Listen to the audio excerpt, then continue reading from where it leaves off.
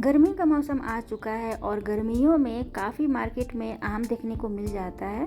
तो आज मैं बिल्कुल कैफ़े स्टाइल मैंगो शेक बनाने वाली हूँ और आप देख सकते हैं कितना क्रीमी सा खूबसूरत सा बिल्कुल टेक्सचर बिल्कुल आपको कैफ़े स्टाइल मिलेगा, टेस्ट भी वही। मैंगो शेक कई तरीक़ों से बनाया जा सकता है, जो भी तरीका हो सभी तरीका काफ़ी बढ़िया लगता है।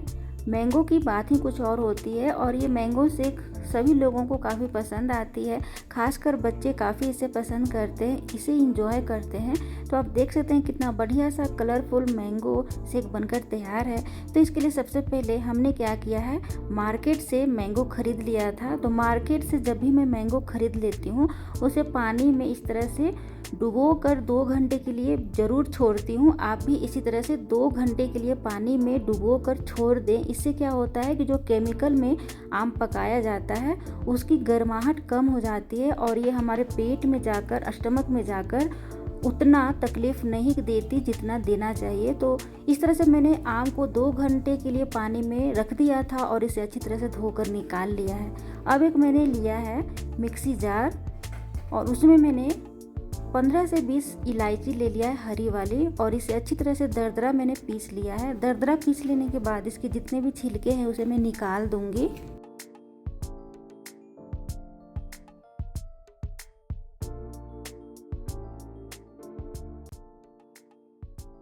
सभी छिलकों को मैंने निकाल दिया है और अब इसमें सिर्फ क्रश किया हुआ इलायची दाना है, तो इसे साइड करेंगे। और अब आम लेना है, आम का जितना भी छिलका है उसे निकाल लेना है। तो इस तरह से आपको पिलर की सहायता से आप इसे आम निकाल सकते हैं, मतलब पिलर की सहायता से इसे छील सकते हैं आम को। आम आपको बिल्कुल अच्छा लेना होगा, जैसे रेसे वाली आम नहीं लेना होगा। अगर आप मैंगो शेक बना रहे हैं तो मैंगो कई वैरायटी की आती है मार्केट में, तो आपको जब भी मैंगो शेक बनाना हो तो रेसे वाली मैंगो से बचना है आपको, जिसमें सिर्फ पल्प ही पल्प हो, उसी आम का मैंगो शेक आपको बनाना चाहिए।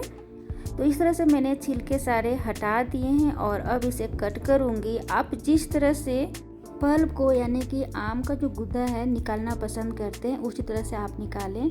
मैं एक आपको इस तरह से दिखा रही हूँ एग्जाम्पल कि इस तरह से आप छीलकर इसका पल्प निकाल सकते हैं। तो मैंने सभी आम का छिलका निकाल लिया है और अब यहाँ पे कट कर रही हूँ और कट करने के बाद इसे निकालूंगी पॉट में। कट करना काफ़ी ज़रूरी हो जाता है, कारण ये है कि थोड़े बहुत जो आम का रेशा होता है वो आम का रेशा छुरी की सहायता से यानी कि नाइफ की सहायता से अगर आप हल्का हल्का कट करके बॉल में निकालते हैं तो रेशे टूट जाते हैं, तो उसका मैंगो शेक काफ़ी बढ़िया बन जाता है। मतलब मैंगो शेक बढ़िया ही बढ़िया बनता है, रेशे आते नहीं है उसमें। और यहाँ पे मैंने मिश्री लिया है, आप चीनी में भी बना सकते हैं। मैं ज़्यादातर मिश्री का प्रयोग करती हूँ चीनी के जगह पे। तो इस तरह से मिश्री आपको धागे वाला मिश्री मिल जाएगा मार्केट में, ये बिल्कुल बढ़िया सा होता है। तो मैं ज़्यादातर चीनी की जगह पे मिश्री का ही प्रयोग करती हूँ। तो मिश्री को मैंने छोटे छोटे टुकड़ों में तोड़ लिया है और ये देख सकते हैं इस तरह से धागा वाला ये मिश्री कहा जाता है। तो आपको मार्केट में बोलना पड़ेगा कि मुझे धागा वाला मिश्री चाहिए, तो इस तरह से आपको मिल जाएगा। तो मैंने मिश्री को क्या किया है कि हल्का कूट लिया है और कूटने के बाद मिक्सी जार में डालकर अच्छी तरह से इसका मैंने पाउडर बना लिया है। तो इस तरह से आपको बढ़िया सा पाउडर बना लेना है और जितना आप मीठा पसंद करते हैं उतना अनुसार आप चीनी लें। तो अब फिर से मैंने एक मिक्सी जार लिया है और इसमें जितने भी आम के पल्प हैं यानी मैंगो के पल्प मैंने काट लिया था उसे मिक्सी जार में डाल दूंगी। तो सभी मिक्सी जार में मैंने आम पल्प डाल दिया है और अब यहाँ पे मैं इलायची जो मैंने क्रश किया था उसे भी मैं डाल रही हूँ और यहाँ पे मैं डाल रही हूँ मिश्री का पाउडर। तो ये सभी का मात्रा आप अपने अनुसार रखिएगा और यहाँ पे थोड़ा सा आपको बिल्कुल दूध देना है। अगर आप अधिक दूध डालेंगे इसमें तो अच्छे से पेस्ट नहीं बन पाएगा। और यहाँ पे मैं डाल रही हूँ 2 चम्मच वेनिला आइसक्रीम। ये बिल्कुल ऑप्शनल है, अगर आप नहीं डालना पसंद करते हैं तो नहीं भी डाल सकते हैं। और अच्छे से मैंने इसका पेस्ट बना लिया है। तो इस तरह से आपको गाढ़ा सा पेस्ट बना लेना है। उसके बाद ऊपर से आप अपने मात्रा अनुसार इसमें दूध डाल सकते हैं। तो मैंने इसमें ऊपर से और दूध डाल दिया है और अच्छी तरह से इसे मिक्स कर ले रही हूँ। इसमें अभी मैं और दूध डालूंगी, ये काफ़ी थिक है।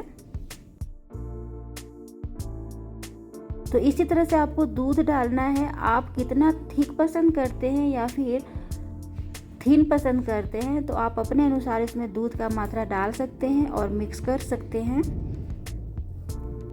ये बिल्कुल परफेक्ट बन चुका है। ये बिल्कुल बढ़िया सा कंसिस्टेंसी तैयार हो चुका है।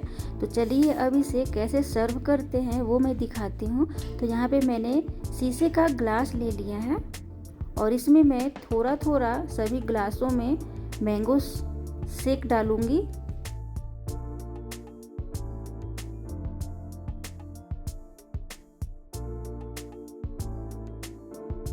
सभी ग्लासों में मैंने आधा आधा ग्लास मैंगो शेक डाल दिया है और अब इसमें मैंने डाला है स्ट्रॉबेरी फ्लेवर का आइसक्रीम। ये बिल्कुल ऑप्शनल है। उसके बाद फिर से दोबारा मैंने मैंगो शेक इसके ऊपर डाल दिया है।